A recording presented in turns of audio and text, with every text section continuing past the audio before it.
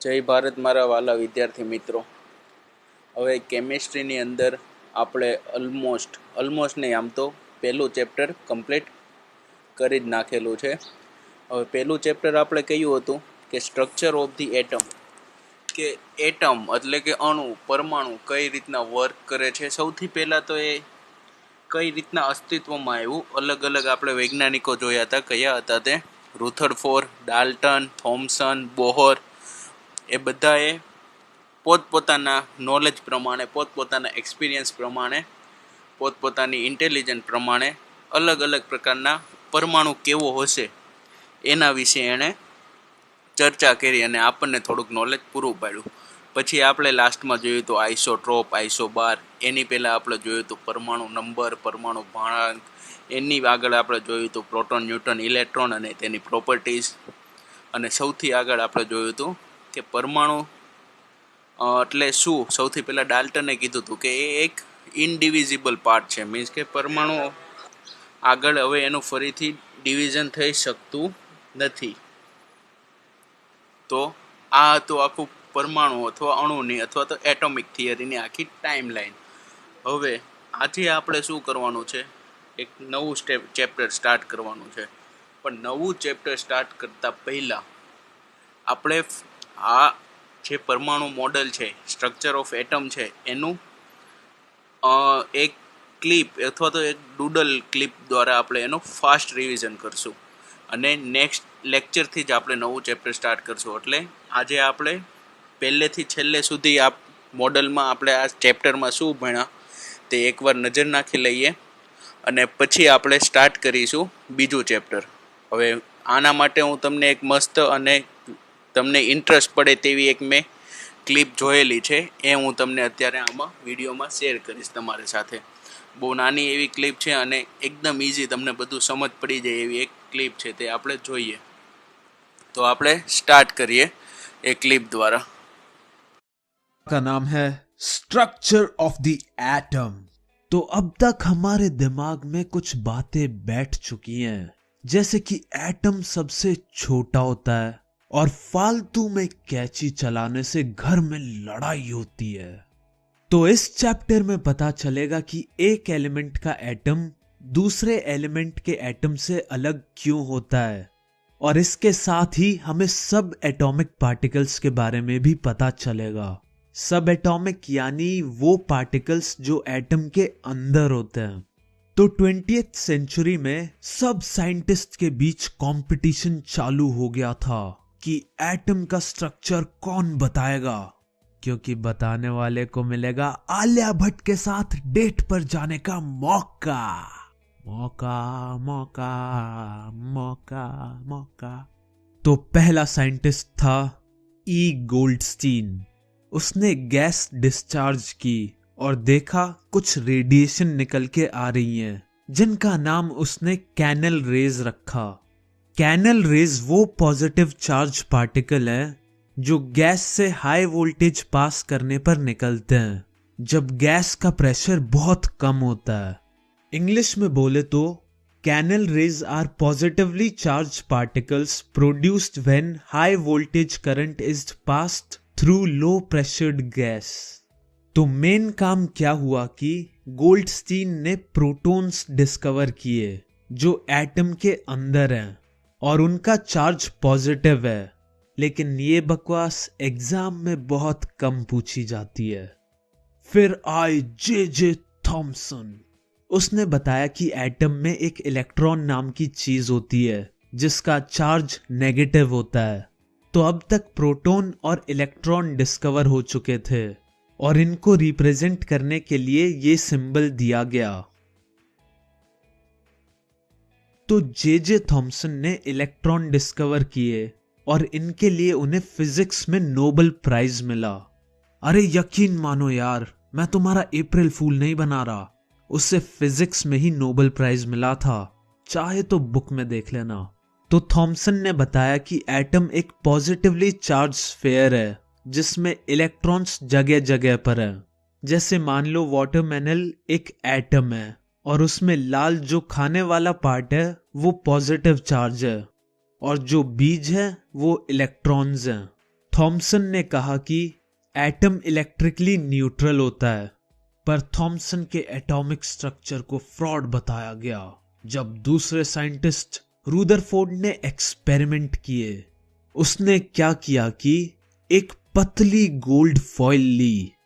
लगता बड़ा अमीर है, हमारे यहां तो एक तिजोरी है, उसके अंदर भी एक तिजोरी है, उसमें सोना रखते हैं, और ये हराम यहां सोने से एक्सपेरिमेंट कर रहा है। वैसे उसने गोल्ड फॉइल इसलिए ली क्योंकि उसे एक्सपेरिमेंट के लिए बहुत ही ज्यादा पतली लेयर चाहिए थी। तो उसने गोल्ड फॉइल पर अल्फा पार्टिकल्स की रे हिट करी। अल्फा पार्टिकल डबल चार्ज के हीलियम आयंस होते हैं जिनका मास 4 AMU होता है। तो जब अल्फा पार्टिकल रे को गोल्ड फॉइल पर हिट करवाया गया तो एक्सपेक्टेड तो ये था कि रे डिफ्लेक्ट होगी, पर जो एक्सपेक्ट करते हैं वो होता कहाँ है। जैसे हम एग्जाम में 90% एक्सपेक्ट करते हैं, पर आते तो 50% भी नहीं है, और फिर एक्सपेक्ट करते हैं कि पापा 2 रैप्टे मारेंगे और लगते 10 हैं। तो रुदरफोर्ड ने देखा ज्यादातर रेज बिना डिफ्लेक्ट हुए सीधा जा रही थी। कुछ रेज डिफ्लेक्ट हो रही थी तो भी छोटे मोटे एंगल से, और 12,000 रेज में से एक रे रीबाउंड हो रही थी, यानी सीधी जाकर सीधी वापस आ रही थी। भैया जी रुदरफोर्ड की कहानी अच्छे से सुन रहे हो कि नहीं? क्योंकि एग्जामिनर की फेवरेट कहानी यही होती है। पक्का एक क्वेश्चन तो आता है इस एक्सपेरिमेंट से। तो रुदरफोर्ड ने कंक्लूजन निकाला कि एटम के अंदर खाली स्पेस है, जिसके कारण अल्फा पार्टिकल रेज बिना डिफ्लेक्शन के सीधी जा रही थी। दूसरी बात कि पॉजिटिव चार्ज बहुत ही कम स्पेस में है, क्योंकि कुछ ही रेज डिफ्लेक्ट हो रही थी। और तीसरी बात कि एटम में एक छोटी सी जगह है जहां एटम का सारा मास और पॉजिटिव चार्ज बसा हुआ है, क्योंकि बहुत कम रेज 180 डिग्री के एंगल से डिफ्लेक्ट हुई थी, यानी सीधी जाकर सीधी वापस आई थी। अब इन कंक्लूजन पर रुदरफोर्ड ने एटॉमिक स्ट्रक्चर तैयार किया कि एटम के सेंटर में एक पॉजिटिवली चार्ज चीज है जिसको न्यूक्लियस का नाम दिया गया। न्यूक्लियस में सारे प्रोटॉन्स बसे हुए हैं और एटम का सारा मास न्यूक्लियस में ही है।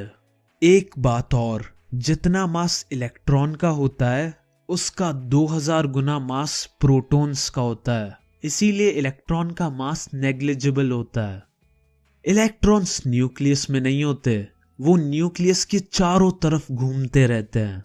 इसके बाद एक और बात बताई रुदरफोर्ड ने कि न्यूक्लियाई का रेडियस एटम के रेडियस के मुकाबले लाख गुना छोटा होता है। Just imagine. पर रुदरफोर्ड के मॉडल में कुछ खराबियां थी। उसने कहा था कि इलेक्ट्रॉन्स न्यूक्लियस के अराउंड रिवॉल्व करते हैं, पर न्यूक्लियस के चारों तरफ घूमने के लिए रुदरफोर्ड का बाप पेट्रोल थोड़ी भर रहा है। अब इलेक्ट्रॉन घूमेगा तो एनर्जी लूज करेगा और घूमते घूमते न्यूक्लियस को हिट कर देगा, पर रियलिटी में ऐसा कुछ नहीं होता। तो इसकी ये बात वायरल सच में झूठ साबित हो गई। तो रुदरफोर्ड की खराबियां सही करने बोर मैकेनिक आया। उसने कहा कि इलेक्ट्रॉन्स रिवॉल्व तो करते हैं, पर कुछ स्पेशल ऑर्बिट पर, जिन्हें डिस्क्रीट ऑर्बिट्स ऑफ इलेक्ट्रॉन का नाम दिया गया। अभी हम देखेंगे कि न्यूक्लियस के अराउंड 4 ऑर्बिट्स हैं जिनको KLMN नाम दिया गया है, या फिर 1 2 3 4 कह दो।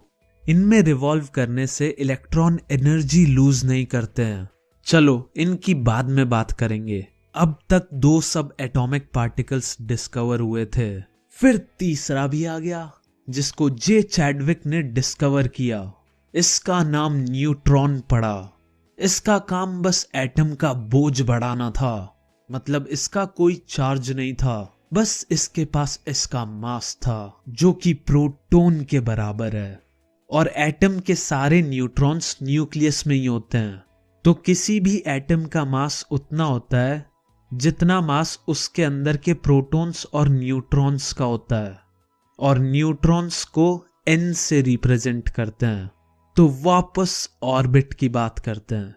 इन ऑर्बिट्स में इलेक्ट्रॉन कैसे डिस्ट्रीब्यूट होते हैं, इसके कुछ रूल्स हैं कि किस ऑर्बिट में मैक्सिमम कितने इलेक्ट्रॉन्स हो सकते हैं। तो हर ऑर्बिट को एक नंबर रिप्रेजेंट करता है, तो उस नंबर का स्क्वायर करो और फिर उसे 2 से मल्टीप्लाई कर दो।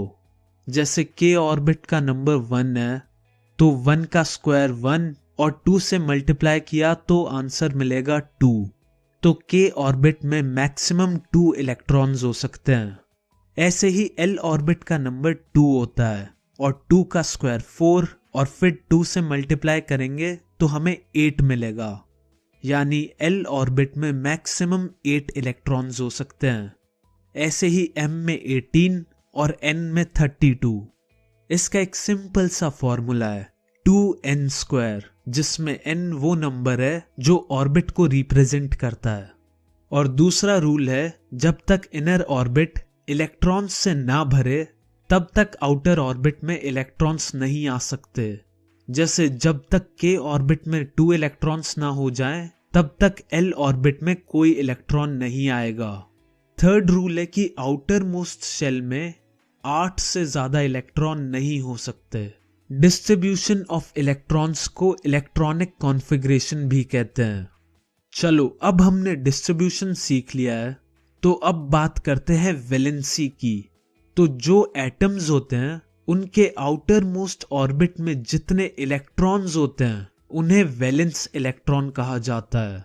सोडियम की इलेक्ट्रॉनिक कॉन्फ़िगरेशन है 281। इसका मतलब है कि के ऑर्बिट में 2 इलेक्ट्रॉन्स है, एल ऑर्बिट में 8 इलेक्ट्रॉन्स है और एम में 1 इलेक्ट्रॉन है। तो सोडियम की आउटर मोस्ट ऑर्बिट में 1 इलेक्ट्रॉन है, तो नंबर ऑफ वैलेंस इलेक्ट्रॉन हुए 1। चलो एक और एग्जाम्पल ले लो क्लोरीन का। उसकी इलेक्ट्रॉनिक कॉन्फ़िगरेशन है 287। यानी के ऑर्बिट में 2 इलेक्ट्रॉन्स हैं, एल ऑर्बिट में 8 इलेक्ट्रॉन्स हैं और एम में 7 इलेक्ट्रॉन्स। तो इसकी आउटर मोस्ट ऑर्बिट में 7 इलेक्ट्रॉन्स हैं, तो नंबर ऑफ वैलेंस इलेक्ट्रॉन हो जाएंगे 7। जब एटम किसी के साथ रिएक्ट करते हैं एक्सपेरिमेंट वगैरह में, तो एटम चाहते हैं कि उनके outer most orbit completely fill हो जाएं। तो अब ऐसा सिर्फ 2 ही हालातों में हो सकता है, या तो वो और इलेक्ट्रॉन्स ले ले और अपनी आउटर मोस्ट ऑर्बिट को फिल कर ले, या फिर अपने इलेक्ट्रॉन्स दान में किसी और को दे दे और अपनी आउटर मोस्ट ऑर्बिट को पूरा खाली कर दे। यानी ऐसा इलेक्ट्रॉन्स गेन करके भी हो सकता है और इलेक्ट्रॉन्स लूज करके भी। So the number of electrons gained और loosed by an atom to complete its outer most shell is known as valency. याद रखना, नंबर ऑफ वैलेंस इलेक्ट्रॉन और वैलेंसी 2 अलग अलग चीजें हैं, कहीं तुम इन्हें सेम समझ लो। यारों अभी हमने पिछले चैप्टर में चार्ज पढ़े थे, तो वो चार्ज वैलेंसी की वजह से ही आते हैं। जैसे सोडियम का चार्ज -1 है क्योंकि उसकी वैलेंसी 1 है, जिसका मतलब है सोडियम रिएक्शन में 1 इलेक्ट्रॉन लूज करना पसंद करेगा जिससे उसका आउटर मोस्ट ऑर्बिट भरा रहे। मैग्नीशियम की वैलेंसी 2 है क्योंकि जब वो 2 इलेक्ट्रॉन्स लूज करेगा तो उसका आउटर मोस्ट शेल कंप्लीट हो जाएगा। पर अब एक खास चीज और सुनो, फ्लोरीन एटम के आउटर मोस्ट शेल में 7 इलेक्ट्रॉन्स होते हैं, तो वो 7 इलेक्ट्रॉन लूज करे, इससे बढ़िया वो 1 इलेक्ट्रॉन गेन ना कर ले, तो इसीलिए उसकी वैलेंसी 1 है। डेफिनेशन याद करो, मैंने बोला था नंबर ऑफ इलेक्ट्रॉन्स गेन्ड और loosed to complete outer most shell. यारो बुक में भी पूरी एक टेबल दे रखी है, उसमें शुरू के 18 एलिमेंट्स की इलेक्ट्रॉनिक कॉन्फ़िगरेशन और वैलेंसी सब दे रखी है, तो कृपया करके उस पर जरूर एक नजर डाल लें। अब बात करते हैं एटॉमिक नंबर की। तो मैं बता दूं कि जितने प्रोटॉन्स एटम में प्रेजेंट होते हैं उसे एटॉमिक नंबर कहते हैं। जैसे हाइड्रोजन में 1 प्रोटॉन होता है, तो हाइड्रोजन का एटॉमिक नंबर हुआ 1। Atomic number is defined as number of proton present in an atom. और ये बात तो तुम्हें पहले से ही पता है कि प्रोटॉन्स न्यूक्लियस में होते हैं। अब चलो मास नंबर के बारे में सुनो। भाई हमें ये तो पता है कि इलेक्ट्रॉन का मास नेग्लिजिबल होता है, यानी 0 कह लो तो कोई दिक्कत नहीं है। तो एटम का मास सिर्फ प्रोटॉन्स और न्यूट्रॉन के मास से बनता है। तो मास नंबर का मतलब है the sum of number of protons and neutron is known as mass number. और प्रोटॉन्स और न्यूट्रॉन्स दोनों न्यूक्लियस में बसे होते हैं, इसलिए इन्हें न्यूक्लियॉन्स भी बोलते हैं। अब एटॉमिक नंबर और मास नंबर लिखने का तरीका होता है, वो है ये। बीच में सिंबल आता है और ऊपर लेफ्ट साइड में मास नंबर और नीचे लेफ्ट साइड पर एटॉमिक नंबर। एग्जाम्पल तुम नाइट्रोजन का देख लो तो वो तुम ऐसे लिखोगे। चैप्टर को आगे बढ़ाते हैं तो बात आई है आइसोटोप्स पर। तो आइसोटोप्स वो एटम होते हैं जो सेम एलिमेंट्स के होते हैं, उनका एटॉमिक नंबर भी सेम होता है, सिर्फ मास नंबर अलग होता है। जैसे हाइड्रोजन के 3 आइसोटोप्स हैं, पहला प्रोटियम, दूसरा ड्यूट्रियम और तीसरा ट्राइटियम। ये तीनों सेम एलिमेंट्स के हैं और सेम एटॉमिक नंबर है, बस इनके मास नंबर अलग अलग हैं। तो आइसोटोप्स की डेफिनेशन हुई atoms of the same element having same atomic number but different mass number. अब कुछ एटम्स के साथ क्या होता है कि वो 2 आइसोटोप्स के मिक्सचर होते हैं। जैसे क्लोरीन के 2 आइसोटोप्स हैं, एक का मास 35 AMU होता है और दूसरे का 37 AMU। वो हमारे वर्ल्ड में 3:1 के रेशो में एग्जिस्ट करते हैं। तो इस डेटा के बेसिस पर हम एवरेज एटॉमिक मास निकालते हैं। 3:1 का मतलब हुआ कि 35 AMU 75% है और 37 AMU 25% है। तो इक्वेशन कुछ ऐसी बनेगी, 35 × 75/100 plus 37 × 25/100, 105/4 plus 37/4 equals to 142/4 equals to 35.5 AMU। तो आंसर मिल गया है। अब आइसोटोप्स के फायदे क्या हैं, यूजेस क्या हैं, वो देखते हैं। तो सुनो, यूरेनियम के आइसोटोप से न्यूक्लियर रिएक्टर को फ्यूल मिलता है। कोबाल्ट का आइसोटोप कैंसर के ट्रीटमेंट में यूज होता है और आयोडीन का आइसोटोप गॉइटर के ट्रीटमेंट में यूज होता है। तो जल्दी से आइसोबार की बात करते हैं। तो आइसोबार अलग अलग एलिमेंट्स के एटम्स होते हैं जिनका मास नंबर तो सेम होता है पर एटॉमिक नंबर अलग अलग होता है। तो